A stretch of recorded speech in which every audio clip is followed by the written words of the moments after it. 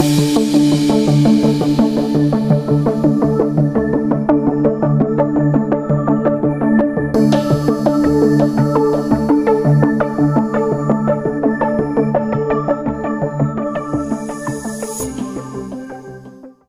day, everyone. This is Dr. Cortez. For the subject now, technology in teaching and learning, we are now in lesson number 11. So today is Sunday for our synchronous session. And specifically, the topic is innovative technologies for teaching, learning, and assessment tasks. And once again, this is Dr. Cortez.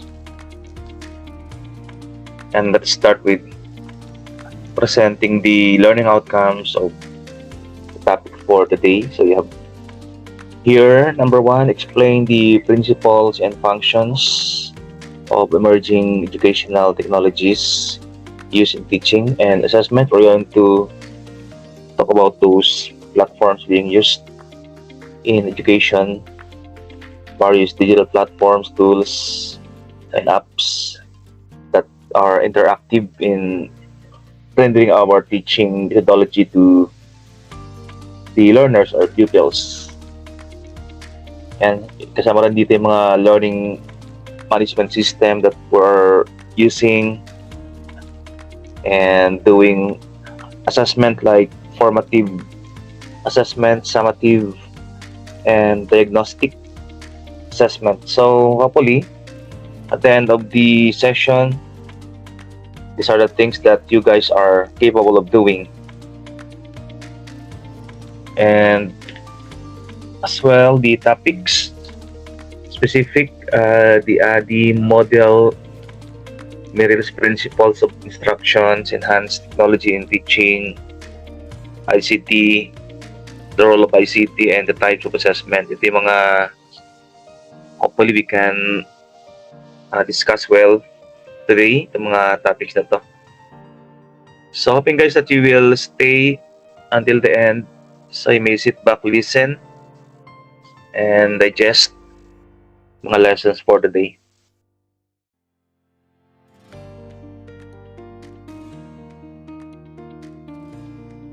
Ito naman yung pang the ADDIE model. Di ba, apat to, no? Yung una, yung kay Gagne, yung pangalawa kay Blooms, yung pangatlo itong ADDIE model. So, ADDIE model in 1970s, no? Ay, walang nakalagay kung sino nag-coin ng ADDIE model. Basta, according to literature, it was started in 1970s in Florida State University. It started as, parang ginagamit lang sa military. Then later on, ginagamit na rin sa companies, no? And then now we are now using this in education, the ADDIE model. So by the way, ADDIE model stands for analysis, design, development, implementation, and evaluation. Sa mga nagtuturo daw yung isang faculty, gagamitin natin siya ng ADDIE model. As design, no? As paggagawa namin sa actual design, ADDIE model, pwede rin natin siyang yung framework niya, pwede natin siyang sundan din. The ADDIE model. Analysis. Okay, yung sa mga companies natin, di ba? Pag meron tayong gagawing training, siyempre yung HR, di ba, magpapatrain sa atin.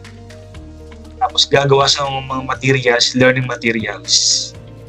Pero bago sa gumawa ng learning materials, meron muna silang ginagawang training needs analysis. Di ba? Familiar? Training needs analysis sa mga companies. Sabihin, before you create the learning materials, mag-analyze ka muna ano ba yung needs ng ating mga employees sa loob ng isang company or isang organization. In saying materials, pag hindi siya nag-jive dun sa needs ng company. Example, di ba, problema pala sa company, yung customer service management, yung pala yung kulang, din nag-analyze. Ang ginawa pang accounting.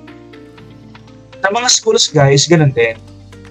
Before we create the learning materials, mag-analyze muna tayo. Kaya ang number one natin sa ating, if using ADDIE model,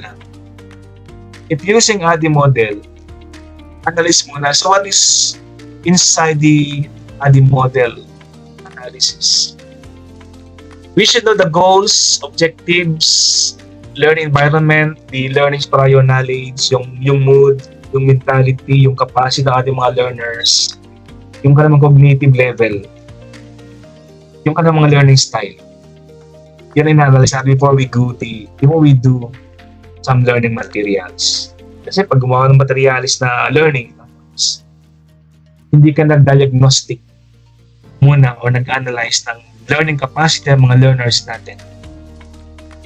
So baka masyadong mataas yung ating ginagawang learning materials or instruction design. Yan, nag-analyze mo tayo. So anyway, maraming klase ng test, no? Meron tayong unang-una ginagawa, diagnostic. I-test natin mga learners natin kung hanggang saan yung kanilang capacity. Tapos natin yung mga materials, no? Teaching materials ay naka-base sa diagnostic. Na meron tayo ginagawa letter A or analysis. Then pag naalaman natin learning environment, the cognitive level, learning style, kasi estudyanteng they like group study. May mga estudyante naman they like individual study. Pero siyempre pag mga subject na, pag yung subject ay practical research, pang senior high school, so group study ang kanilang ginagawa. Right? So depende sa yung kanilang learning style, depende rin. Pero mga rating all things equal, may estudyante talagang they prefer yung tahimik or solo lang siya. Pero namang they prefer group study, yung mga nagkakwentuhan muna bago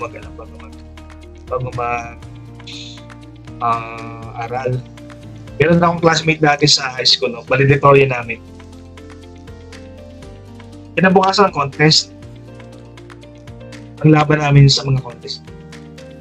Kinaga yung gabi, nakipagpintuan sa amin habang nagre-review. Sabi, isip-isip ko lang, may pumapasok sa utak nito. Kinabukasan, laban, no? Contest. Kinabukasan, first place siya. So, para yung kanyang way of being revitalize sa kanyang mind pag nagre-review. No? Marami siyang nakakwentuhan. Ako parang hindi ko kaya yung ganito. Parang kasi personally ako, no, my learning style is I prefer to be alone eh. Kaya pag nung board exam dati, 1990s board exam, nag-leave ako sa company. Tapos araw-araw, nandun ako sa circle, kaya sa memorial circle. Doon ako nagre-review. Sa ayoko sa bahay, tapos dapat nakita mo kulay greens. Kasi pag nagbabasa ka raw, no? Pagod yung mata mo, dapat titingnan ka lang sa kulay green. Sa bahay walang halaman. Sa circle maraming halaman. Doon ako nag-review. Kasi memorial circle. That is my learning style. I don't know if sa inyo dito, anong learning style meron kayo. So number 2, design. Sir, good afternoon yes. po. Yes, sir, Jimwell. Sige po. So, regarding po dito sa ADDIE models, yung ginagamit namin sa company, no, off na po yung kamo kasi ng trabaho kasi ako medyo mahina po, sir. Yan. Po. And ito po yung ginagamit namin. So, una po, every year namin is every department. So, meeting kami, alam pa ba yung mga kailangan nila na training doon sa mga staff din nila like sa finance, ganyan, or and other department. Then after po niyan, so syempre, gagawa po kami ng design, no, yung module, yung curriculum na gagawin namin para sa training, tapos yun po, i-develop siya and after develop, so syempre, after noon ng training, ng discussion, so i-implement po namin siya doon sa ano, na kailangan talaga ay kung ano yung na-training sa kanila, ano yung naituro sa kanila talagang gagawin din nila. Ayun po. Thank you. So, tama Research po yan. yung well, no, sa input. Ayan, di ba? Yan ang truth na companies natin, yung ADI ay ginagamit natin hindi lang sa classroom. So basic yung yung training needs analysis atin. Diba? Before designing the module, before designing in the case of education, before designing the curriculum. Yeah. Thank you Sir Jimwell doon sa input. At nga pala, I forgot, no, meron tayong mga dito, focal person, di ba? Focal person ngayong araw na to. Ayan. So they can give insights. No? Yan, na-design yung di ba? Yung ating learning materials. So dito naman, may-design, pag meron ka na analysis, pag na-analyze mo na, sa number 2, kasama sila sa yung pagbigyan ng objective. Ano objective? So based sa analysis, nakita natin sa analysis, mga estudyante, mahina sa reading. Mahina sa comprehension. Ang ating outcome is about comprehension and reading. Tapos anong instrument ang gagamitin? Kasi ang ating sa design, nandito yung learning outcomes Learning outcomes natin, anong gagamitin yung mga instrument para yung needs sa number 1 based analysis ay ma-comply natin. So dapat na yan nagja-jive. Kasi gumawa ka ng syllabus later on. Tapos yung learning outcomes mo, ay yung materials, yung instrument, ay hindi nag-jive sa learning outcomes, ipapaulit ng principal o ng yung program head. So dapat nagja-jive.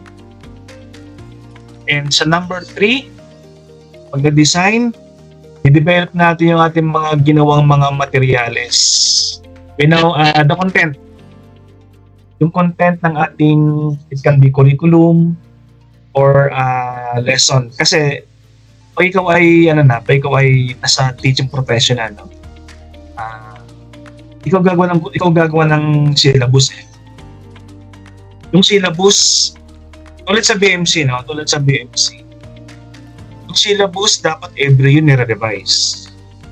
Dinadagdagan. Kasi nga, pag ikaw ay pag nagtuturo tayo, yung ating mga ginagamit ng mga books or references, 5 years lang yung kanyang recency. Kasi madaling maging obsolete yung mga nakalagay sa books or mga learning. So dapat 5-year recency lang. Sabihin, every year, nagdadagdag ka ng reference book. So therefore, yung mga laman ng iyong syllabus ay mapapalitan din. Right? So, dapat tayo always updated pag gumagawa ng syllabus. So every year, pinadagdagan natin yan. Pero nag-implement sa number 4 as part of ADI. Testing procedures, preparation of the learners, training them on the new tools, software or hardware, student registration. Tulad dito sa MS Team, I have noticed na not all of you are familiar with the MS Team. Tama ba? Kasi maybe for some of you, it's the first time that you have been using MS Team, right? You don't know yet how to go around about MS Team. Ito kasi yung MS Team, pag nagtuturo na tayo, example, napunta ka sa BMC. Nagtuturo ka sa BMC, no? MS Team ang ginagamit natin. Sa ibang ibang university, example sa AMA University, Moodle ang aming ginagamit. Sa Quezon University, Google Classroom. So dapat kung naging sa mga student natin. Ako sa mga klase ko sa university, ang una kong ginagawa after the orientation, I shoot video how to use MS Team, how to go around MS Team. Nakalimutan ko ibigay lang sa inyo na meron akong video na ginagamit paano gagamitin yung notebook sa MS Team. Kasi nga, part of the implementation, software or hardware, those are new tools for the learners. Dapat they are properly oriented. Otherwise, hindi sila makapag-submit. Hindi sila marunong mag-take ng quiz. No? Katulad dito sa atin, no? Kaya pag meron sa inyong na-miss yung isang quiz, ina-open ko yung link. Kasi maybe some of you here don't know yet how to navigate. Di ba? Yung ating classroom. Kasi hindi nakita, hindi nag-notify, hindi nag-assign sa kanila. So, binubusan ko yan. Accommodate, baka meron dito wala pang quizzes. In-open ko yan. Kasi, baka may mababalin ako ang grades, no? Meron pa din na pinakapag-date ng quiz. In-open ko sa mga nag-message sa akin privately, in-open ko yan. Quizzes, activities, midterm exam, in-open ko pa rin. Meron pa ditong hindi pa nakapag-date. Sayang baka mababa yung grade. Okay. Last part ng ating evaluation. Ito naman yung ating lahat naman ng management system, di ba? Yung last na ginagawa natin is to know, to monitor, to control. Pag sa management, ang last ginagawa natin to control. Sa EDOC, ganun din, evaluate. It is consists of two parts. May dalawang klase ng assessment. Formative, tapos summative assessment. In fact, 4 din ito. Pag sinabi natin formative, ito guys, more exam question. Nasa reviewer yung mga ganitong question. How do you differentiate formative compared sa summative assessment? Siyempre, pag sinabi formative, binibigay natin yung quiz while the lesson is ongoing. Guide, to monitor, to give feedback doon sa ating mga learners. That is formative evaluation. Yung summative evaluation naman, it is given after the lesson, after one sem. At tinapos ng summative. Pag sinabing summative, ang purpose natin dyan is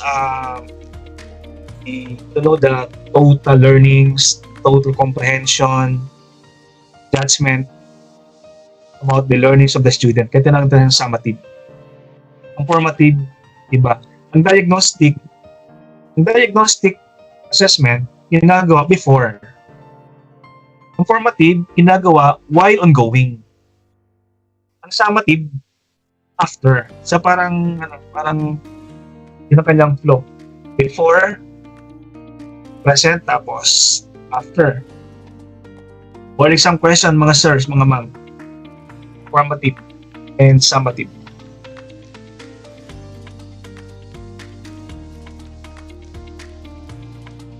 Ito naman si David Merrill. Recap lang natin ang pinakauna, yung kay Robert Gagne. Yung pangalawa kay Blooms. Yung pangatlo, yung ADDIE model. Yung pang-apat, ni David Merrill's instructions. Yan. This David Merrill, siya yung nag-coin ng theory na to. The purpose was to identify the prescriptive principles common to various design theories and models. Yung pangapat na theory in how do we design instructional materials. Okay. So ito naman kay Merrill's principles, 5 naman yung kanyang concept. Problems, activation, demonstration, application, and integration. Basically, pag nagtuturo, dapat meron mo ng problem. Not necessarily problem, but challenge, question. And then after that, we activate the learners. You demonstrate to them. And they should know how to apply the learnings. At yung pang-apat, yung pang-lima pala is to integrate. Paano siya gagamitin in real life situation. Yan important sa learnings. Diba? Nagagamit mo yung pinag-aralan. Nagagamit ang learners natin pinag-aralan. Kaya sabi ni Blooms, diba? They should know how to create. Hindi lang minimemorize, sabi ni Blooms. Kundi they should know how to evaluate and how to create. Kay Miriel naman, kanyang last, is they should know, the learners should know how to integrate sa real life situation, scenario, yung kanilang mga learnings, kanilang mga napag-aralan. Yan ang kanyang theory. The first one is sila individually yung kay Miriel's theory.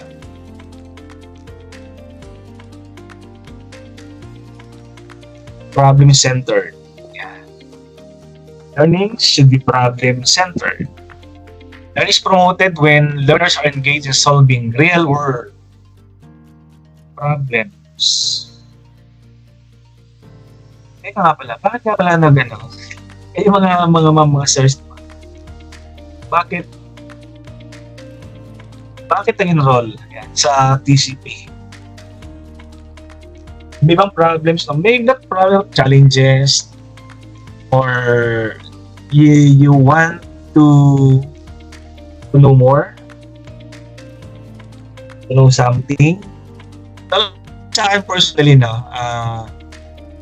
when I talk to TCP, siguro 2019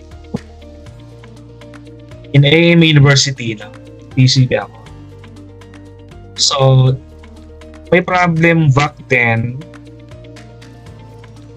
Gusto mag-DepEd. Nag-TCP ako, then I took the board exam. Nabutan ng pandemic. Kaya ang review ko napakahaba eh. I took the TCP in 2019, then magte-take ka na ng 2020, dapat ng March. No? Eksakto yung pandemic, nag-start ng March 2020. Ito na-udlot, hindi natuloy. Kaya kayong board exam na postpone siya siguro price postponement. Yung tinay ko sa ng 2022, parang dalawang taon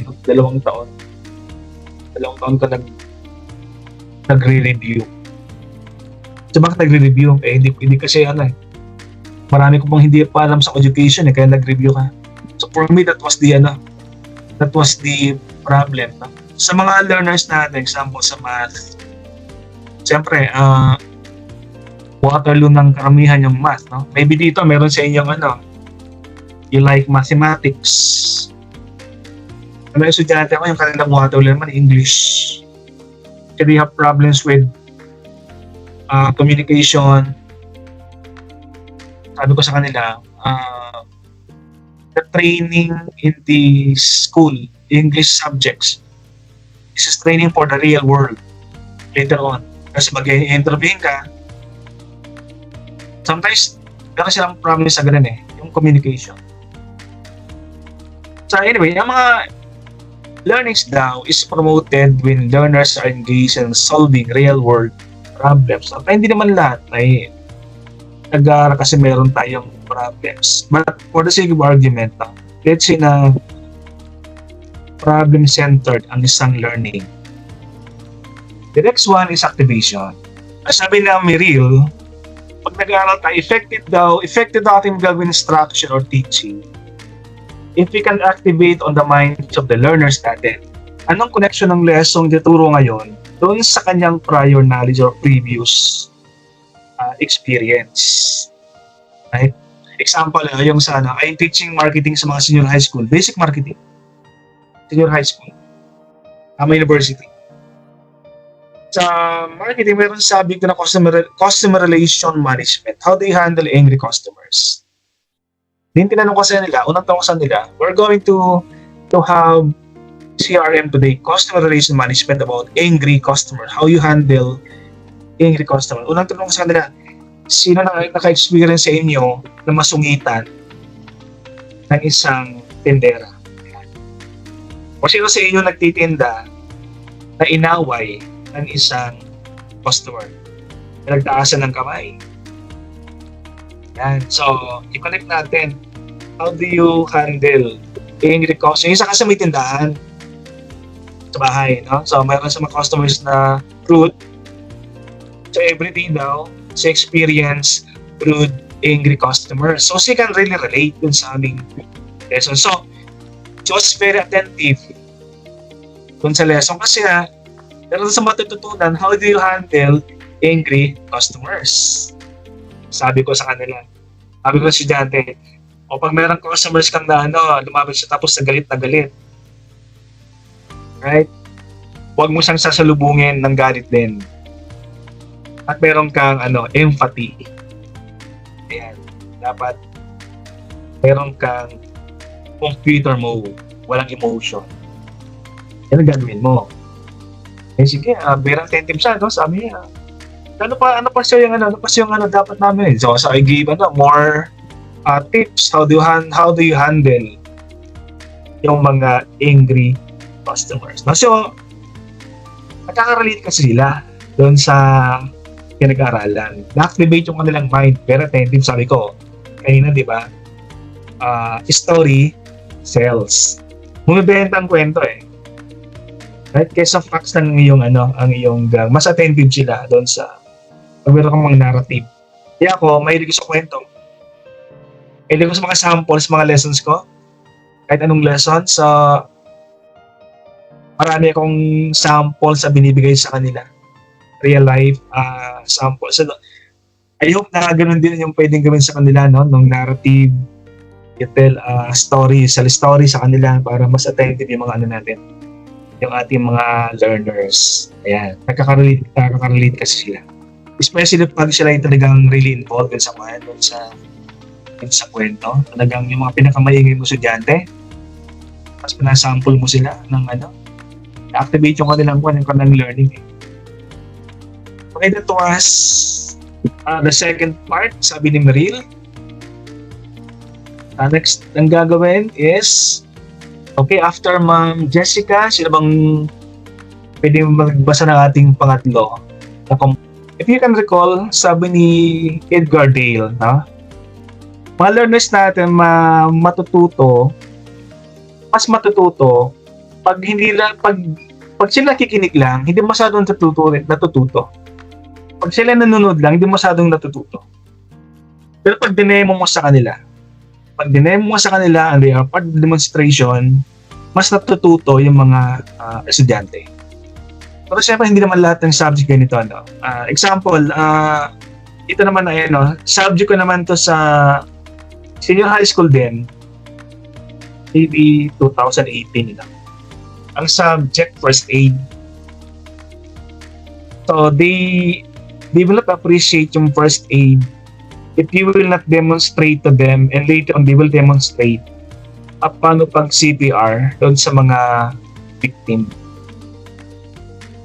So they are very involved pag sila ng demonstration doon sa pag CPR. Right? O sa mga drills, di ba? Anong ginagawa ng mga firemen pag nagpapa-fire drill sa isang school? Di ba nagtatawag sila ng unang ginagawa, di ba? They will teach us how to use the fire extinguisher. And pagkatapos nun, they will call somebody and demonstrate how to use the fire extinguisher. Yan. Hindi naman lahat, pero mga estudyante tuwang-tuwa pag hawak ng tuwang-tuwa sa pag humawak ng fire extinguisher eh. Kasi sila na-experience sa pagpatay ng apoy. At yung apoy talaga live. So, natutuwa sila pag sila yung gumagawa ng demo. Siyempre, ang rescue or how to extinguish fire, for example, hindi palaging theoretical eh. Maganda tinuturo. Dinedemo sa kanila. And later on, sila rin magde-demo. Sa mga nursing students na meron silang ganito mga subject, mga di return demo, baka may nursing student dito na. Sa mga subject na The instructor will teach them, will demo to them, example, how to decisions, surgical, basic surgical. Then later on, they will return demo. Sila magde-demo ng skills. If you want to test the skills ng mga estudyante, example, sa PE, sa demonstration, ang ginagamit natin. Nagkakatuwa lang ng pandemic, no? Mga inabutan ng pandemic, tapos ang subject PE. Mas mga PE nila talagang dinademo lahat through camera, on cam. Wala talaga silang kasi siyempre pandemic, example, swimming. Subject swimming, subject dancing. Kikita mo talagang yung kanilang demo, all the demo, pero on camera, hindi siya in front of the teacher. They will just record yung kanilang mga demonstration as part of the as part of the learning. Pero siyempre, iba pa rin yung face-to-face ang demo kasi they can give the instructor can give real-time correction or feedback dun sa yung ginagawa. At maganda yung maganda yung chine-check right away. Yung kaba factor na habang ginagawa mo siya ay natatakot ka baka i-correct nung faculty, correct nung instructor yung ginagawa. Ayan. That is number 3. Okay, papasa natin the third part, application. The real principles of instruction. The problem, i-activate yung mga learners natin. Nag-demo, we demo. Next is application. So sa pangatlo ng demo, we demonstrated to them yung skills or teaching. Sa number 4, ito yung application. Hindi real life application, application sa loob pa rin ng classroom. Kumbaga yung theory, paano nila yung gagamitin sa isang scenario, for example. Example yung customer, ang lesson is about customer relation management. How do you handle an angry customer? Na-demo natin how you handle angry customers. Sa pangapat, they will now apply. Yung theory. Pag mayroong angry customers, be in a computer mode, huwag mo silang sasabayan. Pag mayroong angry customer, you listen to them. Pag mayroong angry customer, you empathize with them. Yan ang theory. Application, gagawin na nila. Ang pinapaga natin dyan, normally, example, I ask them to dramatize. Dramatize situation wherein may isang angry customer, tapos may isang seller. Isang gusto nila yun kasi ipa-quiz mo. Kasi nagagamit nila dyan yung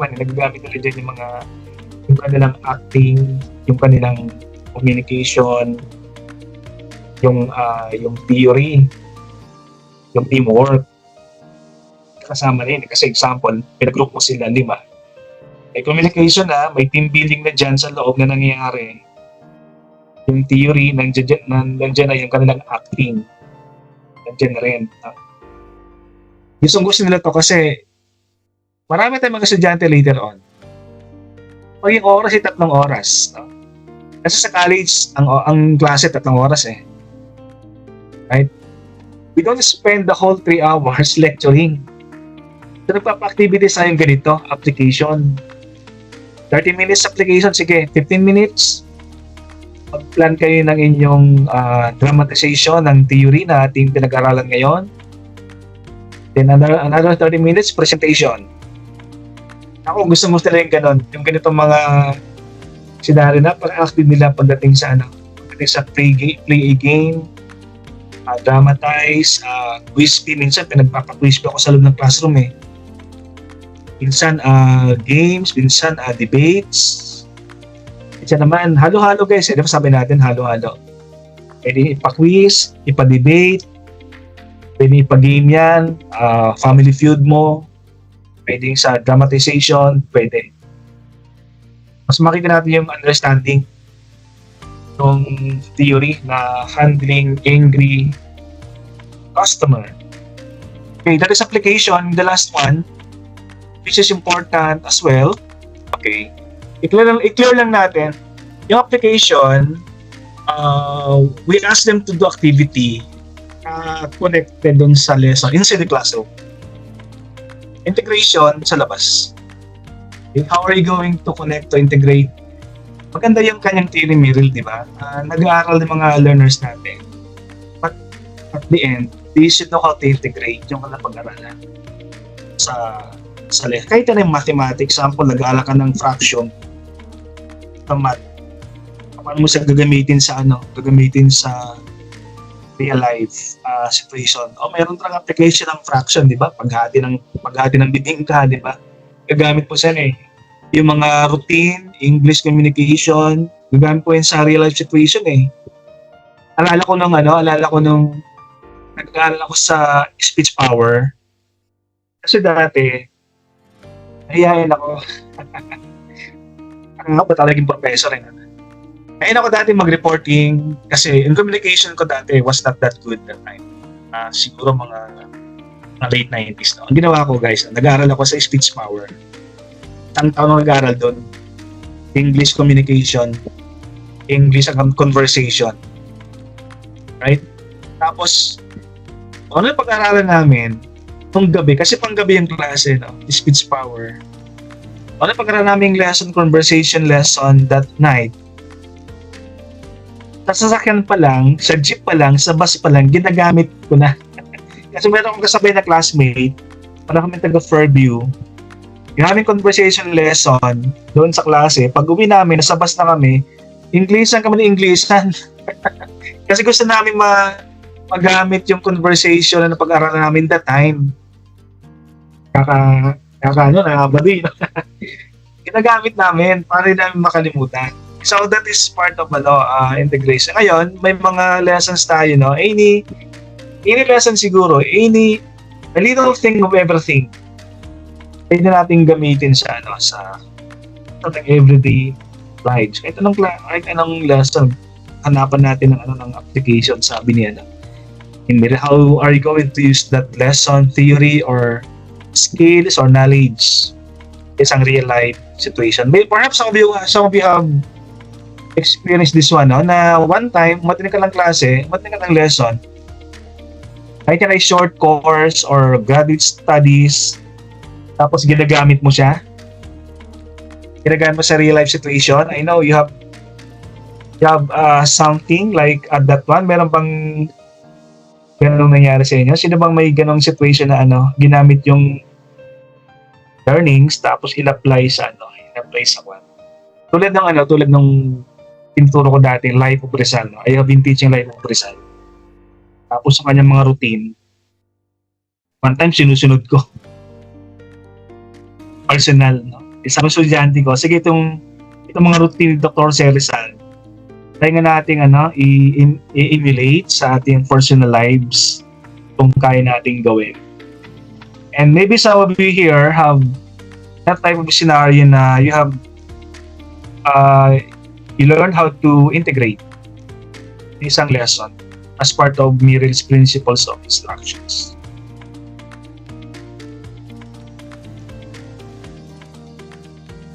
Enhance technology in teaching. Kasi mga pupils natin, students, they are now digital natives. Talagang pinanganak sila, nandiyan na yung kwan. Kasi ako, hindi ako digital natives kumbaga, una kong ginamit manual. Typewriter, mga communication, telephone, a pager, unang ginamit din. Nag-transition lang ako. Maybe hindi ko alam kung we have just transition to digital world. Kasi ngayon kasi mga bata, digital natives na. Pero pinanganak silang, yan yung kinamulatan. So tayo mga teachers, we can't help but to go with the flow. This year, next year, mag-teacher na kayo. So may mga bagong technology na gagamitin. Although ginagamit sa sa work or sa office. Pero gagamitin niya rin, iba yung gagamitin mo naman yun sa ikaw nagtuturo na. Sa paggamit ng checker, di ba dati ginagamit natin multiple choice, check mo isa-isa. Ngayon, apps lang ginagamit natin to check multiple choice type of questions. So, we will invest time, LMS, correction, MS Team, collaboration, tulad na ito, no? MS Team is collaboration tools, no? So, di pa natin masana explore ang lahat ng MS Team. Importance, we should have some caution. We should avoid those unethical behavior in using technology. We should take time now to determine which technologies will support and to improve student learning and learn how to use them. We can avoid. Tulad natin, itong LMS, MS Team, dito walang tumit sa villagers. Iba, hindi namin ginagamit ang MS Team. We started using MS Team here perhaps 2001. Okay, so along the way, we will be familiarized with the MS Team. Tapos ibang school naman, ginagamit Moodle. Ang school ko naman ginagamit iba, so parang I've been using 5 types of LMS. Sa bawat isa may kanya-kanyang features, may kanyang technology na hindi natin nagagamit. Di ba natin na yung gamit ng bawat app sa loob ng MS Team. Tulad natin MS Team na ang dami siyang software sa loob na hindi ko pa naman ginagamit lahat. But very useful for us na pag ginagamit natin itong o ikaw ay nagtuturo na. Although we have the Google Classroom na very simple, very friendly. Kasi ang Google Classroom compared to MS Team, mas friendly ang Google Classroom mas madalis ang gamitin kesa MS Team. Kasi ang MS Team, so from educational siya, ginagamit din natin sa office. It's part of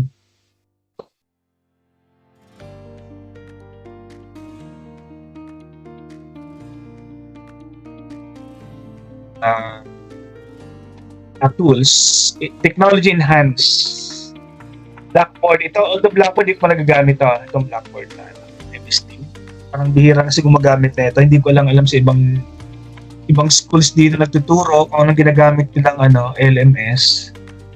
Perhaps we are using Blackboard, Schoology.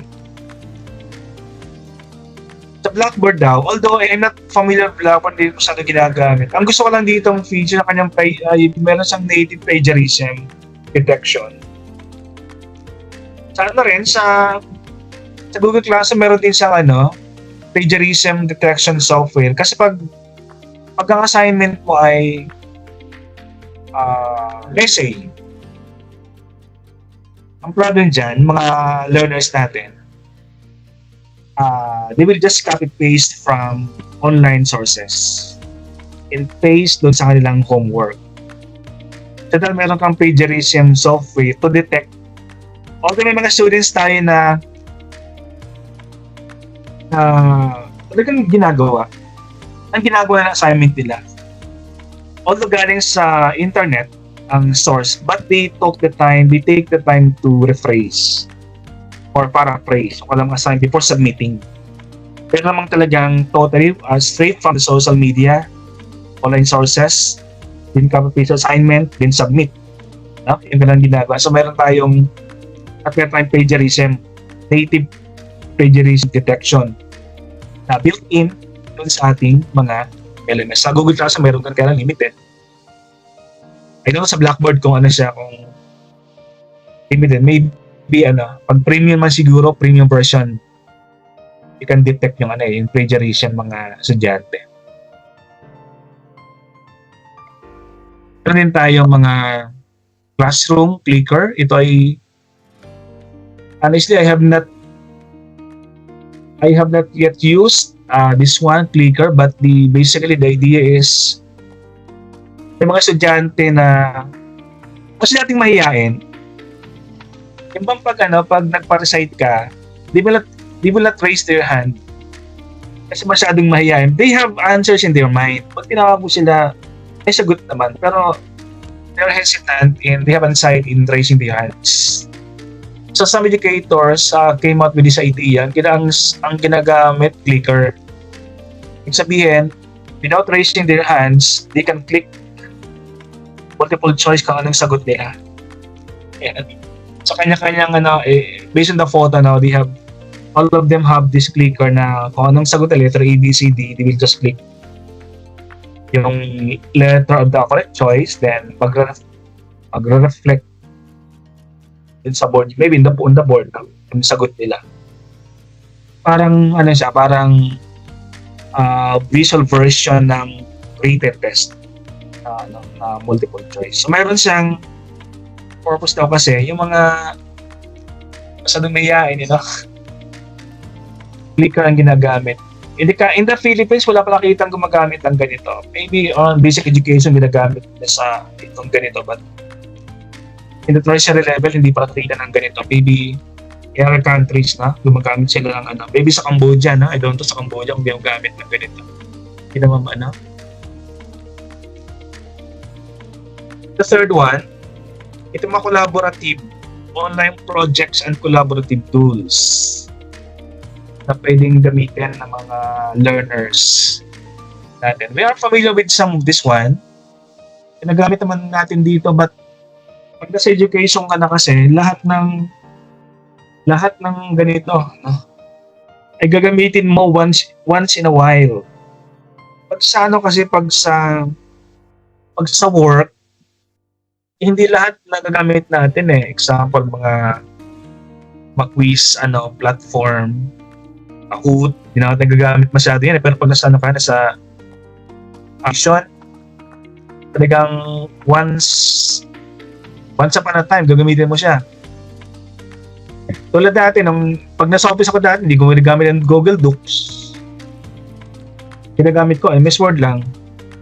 Pag nasa office, di ko ginagamit yung Microsoft Excel ang ginagamit ko. Pero pag nagturo tayo, ginagamit natin yung Google Sheets, Google Docs, cloud storage, Natuto tayong gumamit ng cloud storage. Pag ginagamit yung MS Team, hindi Google Drive ang ginagamit. We are using OneDrive. So natututo tayo pag ang OneDrive kasi mga collaborative yan kasi di ba? Pag sinabi kong, sige, sir, saan makukuha yung saan ma-retrieve yung file? Ito, punta ka na sa aking OneDrive, tapos i-upload mo ulit. So, merong collaboration pag OneDrive or Google Drive yung ating ginagamit. MS Team, ganun din, di ba? Pag kayo nag-work sa isang project, dati, pag-research, isang bahay kayo, di ba? Ngayon, pwedeng hindi na, pwedeng kanya-kanyang bahay na. Kasi collaborative yung MS Team. May platform dito may feature dito na you can collaborate Kahit you can write isang page lang, tapos you can write kahit sa bahay ka din. Minimerge na lang siya.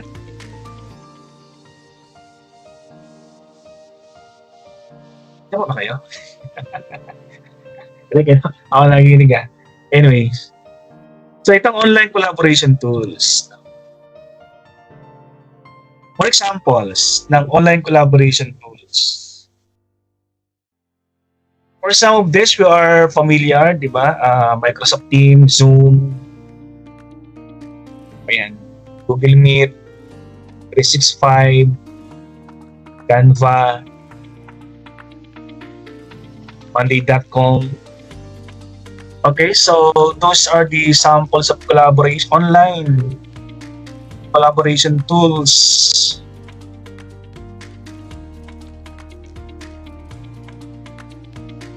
ICT conventional materials to enhance teaching. Conventional.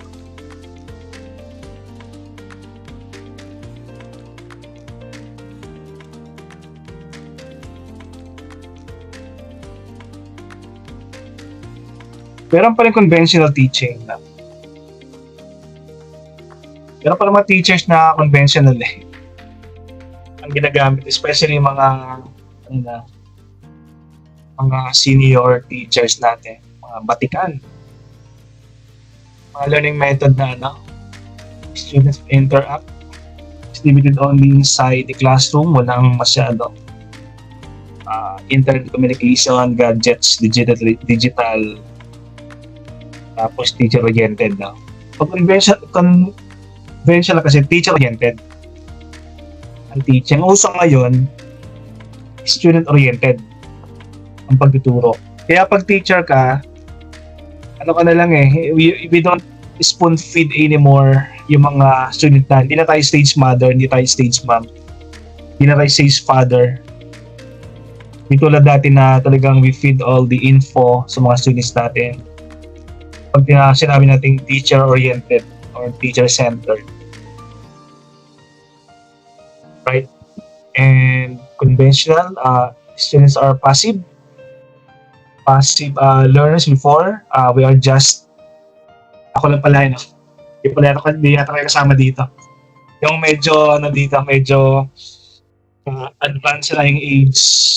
Dati kami, passive learner kami. Ibig sabihin, we were just receiving info from the teachers being given to us. Passive learner tawag natin yan. Tapos, loob na ng classroom, kung ano meron sa loob ng classroom, yun lang ang pinag-aaralan. Ngayon kasi, non-conventional ang ginagamit natin. So let us compare yung conventional versus non-conventional learning. And sabi kanina, mga traditional, conventional, teacher-oriented, kung anong gusto ng mga teachers, pwede papasok sa'yo, spoon feed, yun lang pwede yung pag-aralan kasi yun tawag the means to learn everything. Hindi tulad ngayon na student-centered, ibigay yung topic sa'yo, tapos marami kang pwedeng gawing browsing sa social media. Minsan lampas pa dun sa tinuturo ng teacher. So, yan sinasabi ko na, pag mga digital native sa ating mga estudyante, sinasabayan din natin. Kasi minsan, at least, kahit hindi natin masyado mapantayan, pero at least meron tayong sasagot sa kanila. Pag nagtanong, iba yung wala ka talagang sasagot sa kanila Right? So, tulad ako, sumasabay ko sa kanila. So, lahat ng apps na kailang ginagamit, mga trend, Quillbot, kaya mga software pinag-aralan ko mga marketing media na ginagamit. Kaya nga meron akong Facebook, nag-Instagram ako, meron akong X, Twitter natin ba, merong TikTok. Yan, para pag sa conversation, kasi i-handle college tapos i-handle marketing subjects. Nag-uusap-usap mo TikTok marketing. Wala kang may sagot, So, diba ako, I-create my own TikTok account. Okay? I sell on TikTok. I promote on TikTok. Ngayon, pag nagturo ako, isa dun sa experience ko, hindi lang theoretical but yung real life situation na aking nadaanan. Yan kasi na-experience mo na Tulad ng Quillbot, Quillbot is a paraphrasing app. Dati hindi ko alam yun narinig ko sa estudyante ko. Kasi I'm teaching research. Senior high school. Sabi ko, sir, ang ginagamit ko Quillbot in paraphrasing. Anong Quillbot? Sabi ko. Kinuha ko spelling. Hinanap po siya. Then nag-subscribe ako sa Quillbot. Pinag-aralan ko siya. Ngayon, nagagamit ko na sa mga estudyante. So, tinuturo ko na rin as part of research. Number 2, students learn via face-to-face classroom learning. Ngayon, sa student-centered, student can learn wherever they are. Kaya meron tayong synchronous. Pag synchronous, real time, di ba? Asynchronous all the time. Ibig sabihin, the learners can learn anytime, anywhere, wherever they want, wherever they are. Yan ang maganda sa ano. Kahit sa beach sila, no? Nag-aaral sila. Students before passive. Students now interactive, active. Students have limited access before to information. Ngayon, no? We are now in the information age. Lahat ng info at the tip of our fingertips. Teachers decide the course of learning. Samantalang ngayon, pag nagbigay ng topic sa kanila, lahat, kahit hindi mo bigay ng topic sa pag-aaral nila kasi dumadaan sila sa online sources, lahat ang mabasa nila. Minsan, tulad ako, no, pag nag-assign yung isang proofs, tulad lang sa grad school ako, 2013, pag yung prof nag-assign ng isang topic, kasi ko sa internet, at ginanahan kang magbasa, ako lahat ng aspect nung topic, babasahin mo na rin kasi nabibili ka, babasahin lahat, no? Pag may subheading, dapat hanggang dito ko na rin. May nakita ng subheading ulit na very interesting, binabasa mo na rin siya. So lampas-lampasan ka pag nagbasa. Tulad dati na pag yung prof nagbigay ng Xerox, college ako, pag yung prof nagbigay ng Xerox, ang ganda lang babasahin namin. Learning by listening and memorization, ngayon, audio-visual and technology-based learning. Materials are cheap. Ngayon, the drawback of unconventional, you will now invest on technology. Laptop, gadget, then subscribe ka sa mga apps. Tulad ako, no, I have like, siguro namang subscription na meron ako. Ginagamit lang sana sa classroom, mag-invest ka kasi expensive nga, di ba? Mag-invest ka na, example, subscribe ako ng ChatGPT. Subscribe ako ng Philbot. Subscribe ako ng Google One, storage. Subscribe ako ng CapCut, video editing software. Subscribe ako ng antivirus. So mag-invest ka. Siguro mga more than 1,000 per month yung subscription. Iba yung mura naman, like 175, 100, may 350 na. But the thing is, mag-invest ka na para ma-maximize yung efficiency ng ginagamit mong tools for the sake of teaching. Alright. So let's move on. Conventional. Ito yung mga mga conventional na ginagamit natin ng mga teachers. Ito kasi guys, ito yung technology dati. Kaya lang, outdated technology. Example, tulad ng mga conventional na ginagamit ng mga teachers natin. I don't know if you have experienced this one, kung naabutan nyo itong mga ganitong mga technology. Textbook, common naman mga textbook, charts, flip charts, pictures, posters, atlases, globes, maps, flashcards, mga conventional na. Dati technology yan dati. Yung mga kapanahunan technology. Yun nga lang mga outdated technology. These learning materials are beneficial and highly accessible to both teachers and students. They are also very simple, easy, and quick to use, manipulate. However, today's lessons can be taught and learned more easily by the use of non-conventional or digital learning tools. Kasi more engaging na mga ginagamit ngayon. Example, Kahoot, Family Feud, Padlet,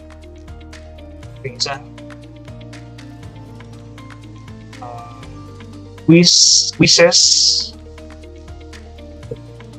Anyway, you will experience man yung mga ganitong mga tools pag kayo nagtuturo na.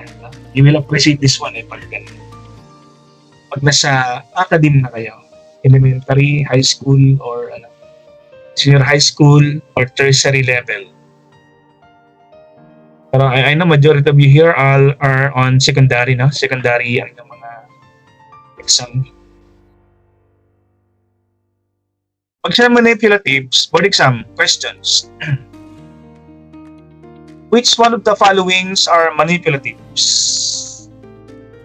Sa manipulatives, sa mga tools na ginagamit natin to enhance, to encourage learning sa mga estudyante. So, lahat ng subjects can have their own manipulatives. Kahit yan ay math, English, may kanya-kanya mga gamit ng mga manipulatives na. For example, sa pag subject mo ay math. Itong word ng manipulatives guys na ito. Manipulatives. Yan. For some questions.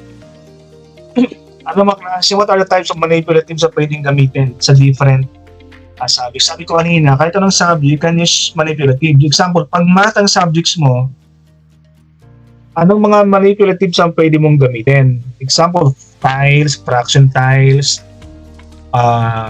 blocks, pwede mo siyang gamitin, pattern blocks, GU board, ayan. Pag sabi ko na yung language, of course, common yung magnets. Yung board na, nilalagyan ng magnets. Ginagamit ng magnet. That is manipulatives. Flashcards is manipulatives. Sentences, scrambles. Those are manipulatives. Mga alphabet blocks tulad na itong sa sample natin. These are types of manipulatives. Hindi na pwedeng gamitin sa pagtuturo. Pag science naman, mga manipulatives na pwedeng gamitin ng isang teachers. Example, solar system, models ng solar system, mga microscope slides, mga equipment for experiments sa laboratory. Those are types of manipulatives. Ang sabi naman example is geography. What are the manipulatives pag geography ang subject? Blank maps, globes. Itong magdidikit sila mga pangalan ng countries dun sa globe o dun sa maps, na mga empty maps, empty globes. Those are manipulatives ginagamit.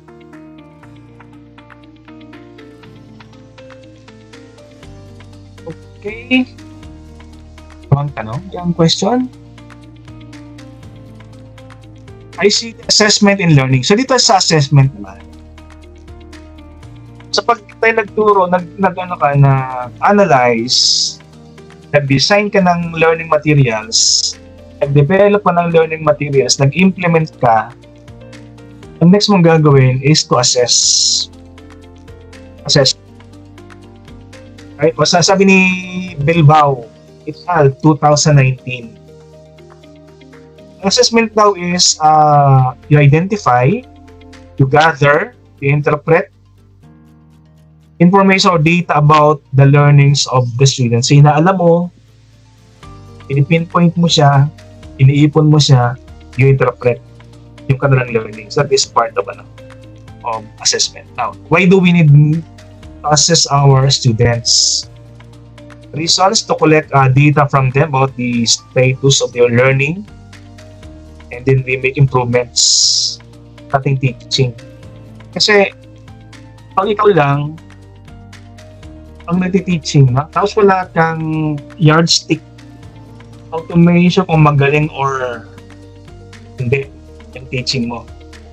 Akala mo magaling ka na kung wala kang kung walang yardstick. Kaya nga sabi ng mga sa academy, pag may bumagsak na sa daw, kasalanan mo yan. Kasi dapat may ginawa ka intervention para yung estudyante ay hindi bumagsak. Yan. Kung yung estudyante pala absent or nag-drop, kasalanan mo pa rin daw. Kasi dapat gumawa intervention para yung estudyante ay hindi sa mag-drop. Kaya nga sa isang school ko, pinapalista sa amin yung mga estudyanteng nakadalawang 2 successive absences. Papasabi namin sa guidance, then they will do intervention. Kung bakit sila, kung paano sila papabalik sa university. Ayan. So dapat meron tayong gawing intervention to improve this information. Kaya tayo guys, no, tulad ng mga unang panahon, kapanahonan, mas mga 2010, pag gumagawa kami ng assessment, meron na siyang result, ang ginagawa namin, gagawin ka ng item analysis. Ibig sabihin ng item analysis, iniipon namin yung mga items na maraming nagkamali. Tapos nirarank namin siya. Ngayon, sa Google form, meron siyang built-in analysis. Ibig sabihin, pag sumagot ng estudyante, automatic, no? Automatic, meron na siyang pie graph na nakalagay ng item analysis. Malaman mo doon, aling item ang pinakamarami nagkamali. Yung isang estudyante. Aling item yung pinakamarami naka-perfect. Para malaman mo, ma-improve mo o revise or totally tanggalin yung isang item na maraming estudyante nag-fail or maraming students were not able to get the correct answer for that item. That is item analysis na. So, automatic na sa ngayon. Dati manual yan eh. Nilista namin sa Microsoft Excel mga 2000, mga year 2000. Ang hirap doon na, isa-isay mo. Aling item ngayon, automatic siya, naka-built in. And based on that, we make improvements. Improve the item or we totally remove the item. Kasi marami na nagkamali. Yung item hindi masyadong na-discuss sa students or hindi siya masyadong part ng discussion. Or offline siya. So, tinatanggal natin yung mga ganong items.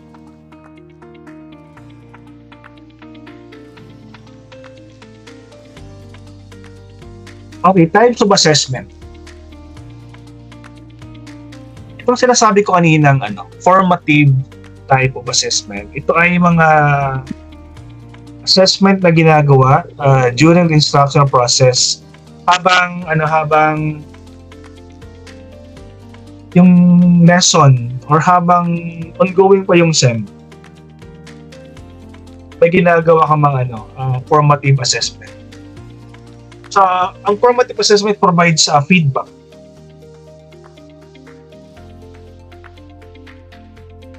Feedback while the learning is ongoing.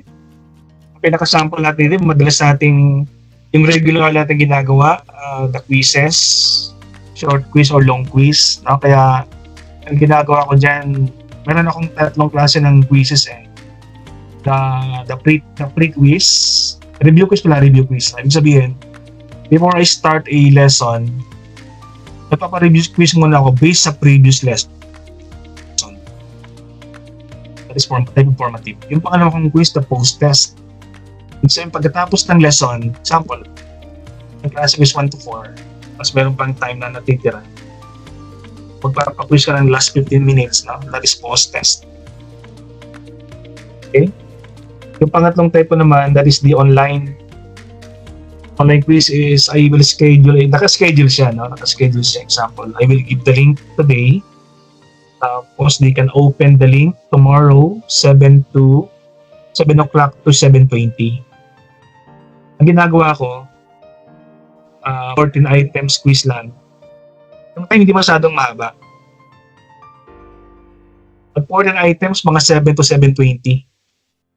Kasi pag masyadong mahaba yan, example, 1 oras mo, 14 items tapos 1 oras.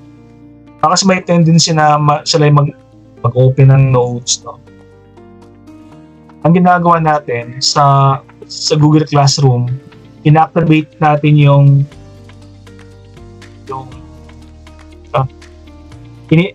dini-disabled natin yung pag-access sa browser. Ibig sabihin, pag nasa loob sila ng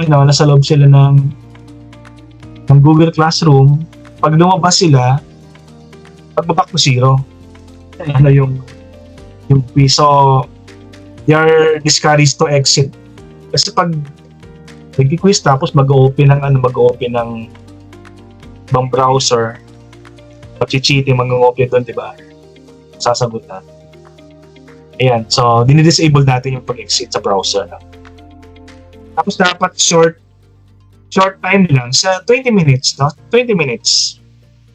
Para wala na silang masyadong time to browse yung kanilang mga notes, mga PowerPoint. Ayan, no? Para at least na minimize natin yung dishonesty sa pag-take nilang ng mga quizzes. Yan, sa mga pag online kasi we can avoid na cheat sila. Pero pag face to face naman, yung prompto, we give the push yung prompto na masyadong kopya. Right, edi sa formative, so meron ba kayong comment?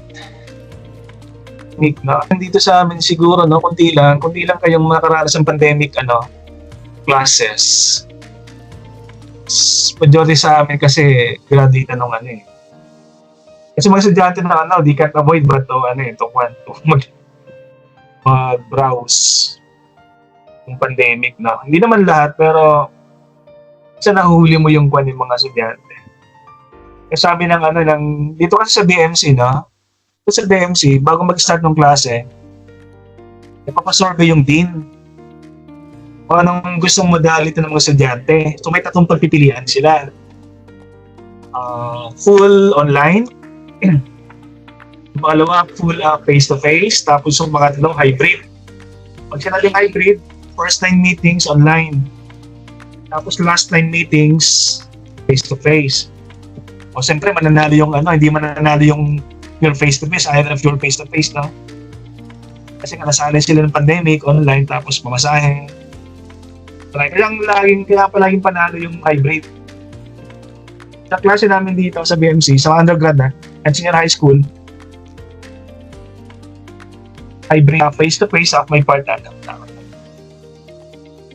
Okay, number 2 sa type of assessment, sa summative. Provides feedback at the end of the grading period. Ito naman pagkatapos ng ito yung exam of final exam.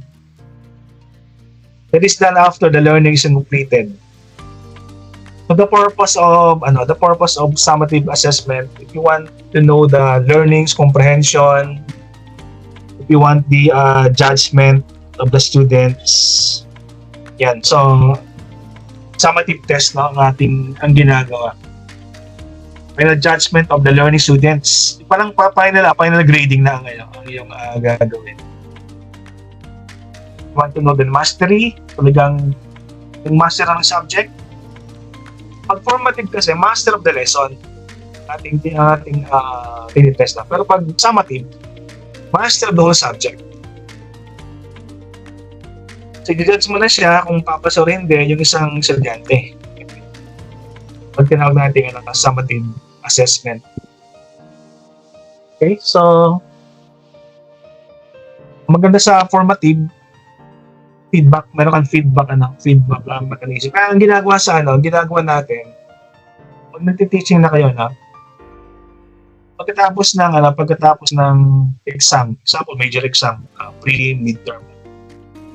Ang gagawin nyo, you allot a consultation time sa mga estudyante. Kasi ito yung time na you can give feedback as part of formative assessment. You can give feedback to the students kung yung kanilang grading grades sa quizzes, assignment, homework. So meron kayong dapat na ginagawa. Consultation time. Sa ibang university kasi, meron silang every week, meron silang 1 oras. CH mean consultation hours. Then ginagawa yung feedbacking. So meron tayong formative assessment.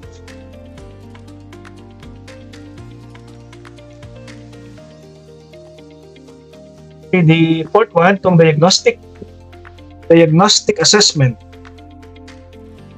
So ito yung ginagawa before, sabi ko before, it aims to evaluate the strength and weaknesses ng isang estudyante.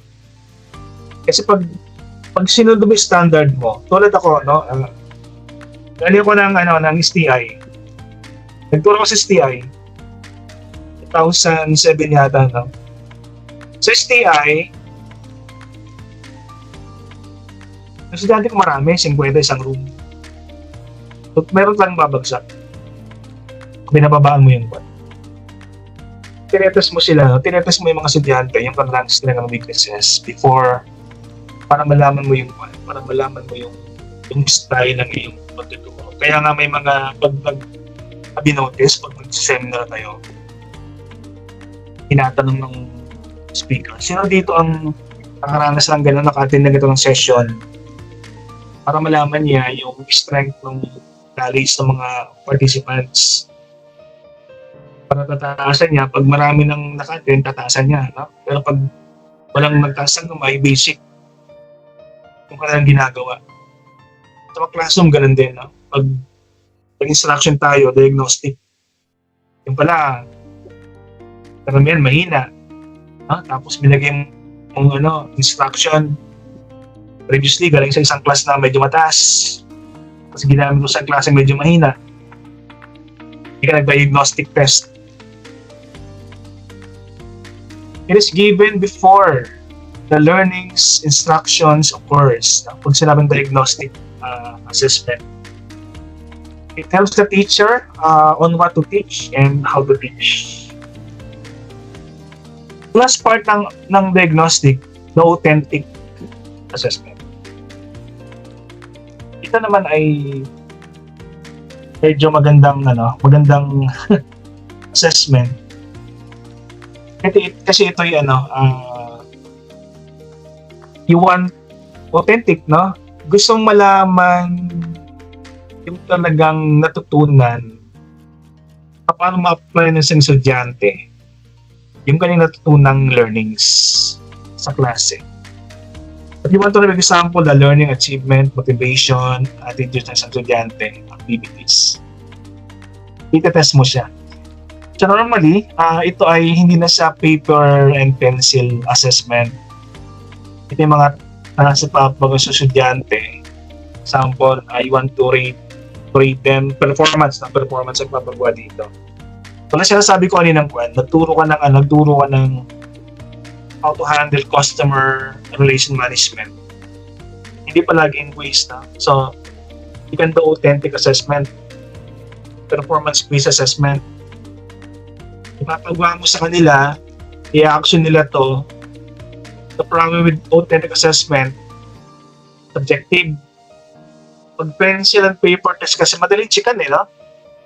Pero pag authentic assessment, pinag-perform mo sila, mahirap lang i-assess. Ang ginagawa mo dito, dapat meron kang rubrics. Matrix, rubrics na how are you going to rate yung performance sa mga estudyante para hindi ka masyadong bias. Na pag wala kasing rubrics, tendency hulaan mo lang yung performance sa mga estudyante. So, meron kang rubrics. So, based on, you can assess, you can rate the students. Example sa PE, mga PE subjects, hindi sa paper ng pencil, performance-based, authentic. Sabi yung rubrics dapat yung faculty, yung teachers.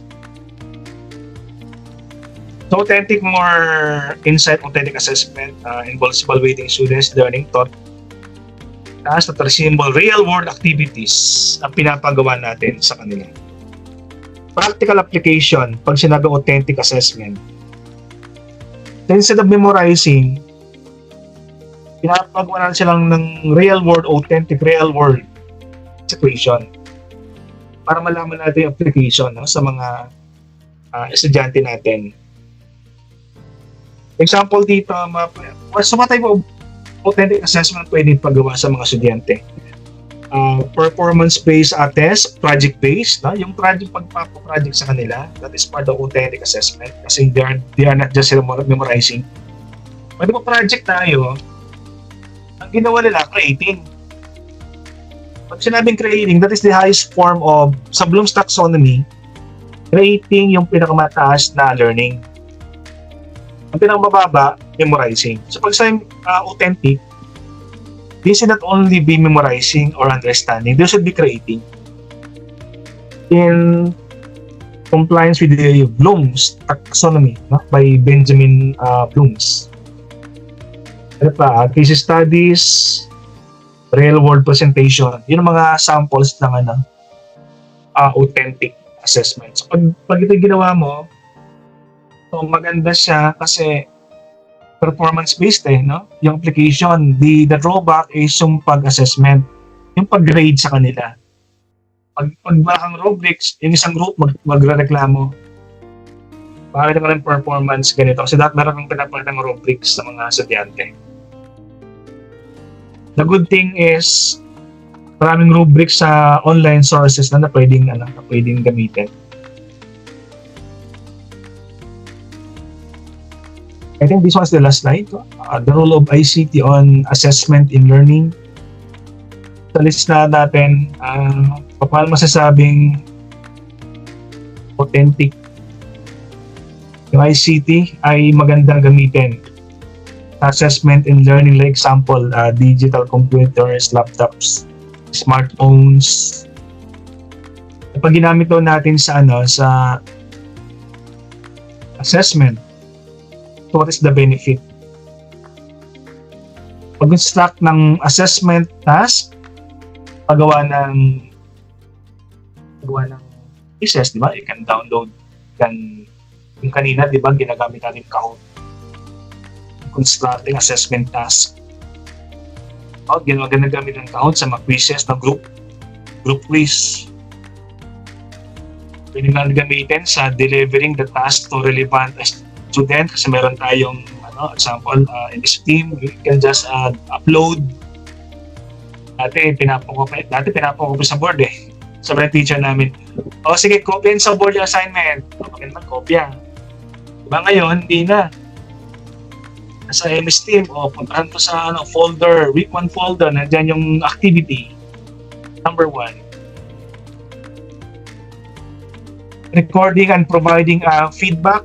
So, ikaw na yung teacher, yung nakastore din yung mga sagot sa mga activities, and you can, if you have the time, you can give feedback, you can return the activity, the grade, computing and giving grades sa students, no? Pag nagpapa-quiz ka, pwedeng ma-click yung pag nag-quiz at nag-submit sila, yung grade automatic lalabas ka agad. Pwedeng ganun. Pero ako hindi ko ginagawa yun. Pag nagpa-quiz ako, hindi automatic na nakikita nila yung grade. Kasi minsan, chine-check mo pa yung sagot ng mga estudyante. Kasi take note lang. Pag ang tanong ay hindi multiple choice, no? Pag filling the blanks yung tanong, tapos nakakapitalize dapat yung sagot, yung estudyante nakalimutan i-capitalize, filling the blanks. Minsan may give consideration. So minsan nire-review pa natin yung sagot nila. Give consideration. Spelling, kunti lang. Spelling lang. So sometimes you consider. Kaya meron tayong review. Kasi hindi natin automatic na nire-review yung sagot sa Google Classroom o sa MS Team, sa MS Form. Kasi may review factor pa tayo ginagawa. Okay. Ito naman yung, I think this one's the last one. Things to consider in choosing appropriate assessment tool. Pinakauna, pag we choose about assessment tool, the first one, gumamit tayo ng ICT-based assessment. Hindi tayo basta magagamit ng mga ICT-based assessment just for the convenience. Number one factor, tingnan natin, yan ba does it measure the desired level of performance? Kasi pag multiple choice, tapos gusto mong malaman yung comprehension ng isang estudyante, sentence construction ng isang estudyante, hindi mo pwedeng gamitin multiple choice. Yung subjective type ang yung papagamit sa kanila. Kasi ibang level naman. Number 2, cost effective pa in terms of effort, time, and money. Take time matagal din mag-type sa Google Form, MS Team. Example ako, I have many subjects. Tapos lahat ay gamit. Pag nagpa-exam pa naman ako, dalawang set palagi. Isang set A, isang set B. Ayan. Of course, sa Google Forms, sa MS Team, you can just rumble. You can just shuffle the questions. No? Pero pag face-to-face, yung question, yung modality, sa dalawang sets ang itatype mo. Hindi mo sa pwedeng shuffle. Number 3, consider natin, yung result ba can be used to improve student learning. Yan, makapag-decide ka ba dun sa result ng exam? Pwede naman, kasi nga, pag nagpa-exam ka using Google Form, meron sang item analysis Pero sa mga file graph, makikita mo doon, aling item ang pinaka-error prone dun sa mga estudyante. So you can improve yung item na yan. For reasonably accurate and truthful, yung tanungan na. Kasi minsan, may mga questions ka lang karanasan ko to, may mga tanong ako sa online na mali yung construction, mali yung mga choices. Minsan wala pa sa lesson. Okay?